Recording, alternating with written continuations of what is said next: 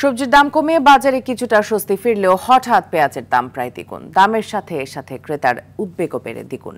৬৫ থেকে ৭০ টাকার পেঁয়াজ এক সপ্তাহে কেজিতে বেড়ে এখন বিক্রি হচ্ছে ১১০ থেকে ১২০ টাকায়। সরবরাহ সংকট নয়, এই মূল্য বৃদ্ধির কারণ হিসেবে সিন্ডিকেটের কারসাজিকেই দোষছেন বাজার বিশ্লেষকরা।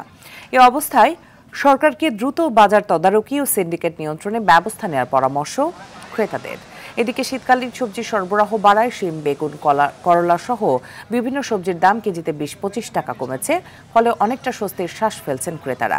তবে টমেটো, গাজর সহ কিছু সবজির দাম এখনো চড়া। এছাড়া স্থিতিশীল ডিম, মাছ, মুরগি সহ বেশ কিছু মুদি পণ্যের দাম এখন বর্তমানে ১২০ টাকা কেজি হয়ে গেছে।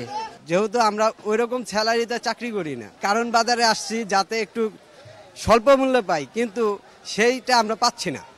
গৃহস্থের কাছে পেঁয়াজ নাই, পেঁয়াজের সমস্যা হয় জন্য এই দাম বাড়তি। সরকারের তদারকি টিম রাখা দরকার, যাতে সিন্ডিকেট না হইতে পারে, না করতে পারে। বাজার পরিস্থিতির খবর জানাতে রাজধানীর কারণ বাজারে আছেন সহকর্মী হাসান মাহমুদ। সরাসরি চলে যাচ্ছি তার কাছে। হাসান, পেঁয়াজ সিন্ডিকেট নিয়ে খুচরা বিক্রেতারা কি বলছেন? অন্যান্য সবজির দাম কেমন?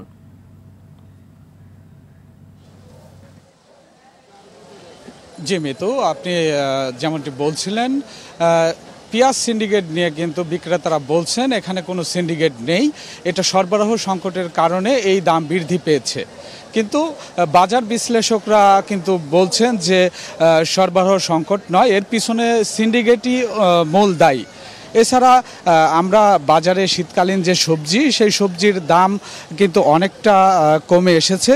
প্রতি কেজি পটল বিক্রি হচ্ছে ৬০ টাকায়, মূলা ৫০ টাকা, ঝিঙ্গা ৬০ টাকা, কচুরলতি ৮০ টাকা, চিচিঙ্গা ৬০ টাকা, বরবটি ৮০ টাকা। বাজারে নতুন ওঠা শালগম প্রতি কেজি ১০০ টাকায় বিক্রি হচ্ছে। এছাড়া স্থিতিশীল রয়েছে ডিম, মাছ, মুরগি সহ বিভিন্ন নিত্যপণ্যের দাম। তবে আপনি বলছিলেন পেঁয়াজের দাম, সপ্তাহের ব্যবধানে পেঁয়াজের দাম কিন্তু ৭০ টাকার পেঁয়াজ এখন বিক্রি হচ্ছে ১১০ থেকে ১২০ টাকায়। এতে অনেকটাই অস্বস্তি প্রকাশ করেছেন ভোক্তারা। তাদের দাবি, নিয়মিত বাজার মনিটরিংয়ের পাশাপাশি সরকারের কঠিন নজরদারি থাকলে বাজারের এই দাম অনেকটাই কমে আসবে। তবে ভোক্তারা বলছেন যে ভোক্তাদের দাবি, নিয়মিত বাজার মনিটরিং করলে এই দাম অনেকটাই স্থিতিশীল পর্যায়ে থাকবে। এই ছিল আমার কাছ থেকে মিতু।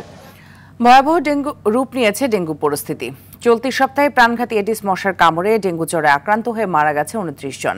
এর মধ্যে গত ২৪ ঘন্টায় মারা গেছেন ৫ জন। নিহতের ৩ জন ঢাকা দক্ষিণ সিটির, একজন উত্তর সিটি কর্পোরেশন এবং একজন ময়মনসিংহের। এ সময় হাসপাতালে ভর্তি হয়েছেন ১০৩৪ জন। এর মধ্যে ৬৮১ জন পুরুষ এবং ৩৫৩ জন নারী। স্বাস্থ্য অধিদপ্তরের বিজ্ঞপ্তিতে এসব তথ্য জানানো হয়েছে। এর মধ্যে সবচেয়ে বেশি ২০০ জন আক্রান্ত হয়েছে ঢাকা উত্তর সিটি কর্পোরেশন এলাকায়। সিটি কর্পোরেশনের বাইরে ঢাকা জেলায় ১৮৮ জন এবং ঢাকা দক্ষিণ সিটিতে ১৭১ জন। এবছর মোট মৃতের সংখ্যা দাঁড়িয়েছে ৩০৭ জনে।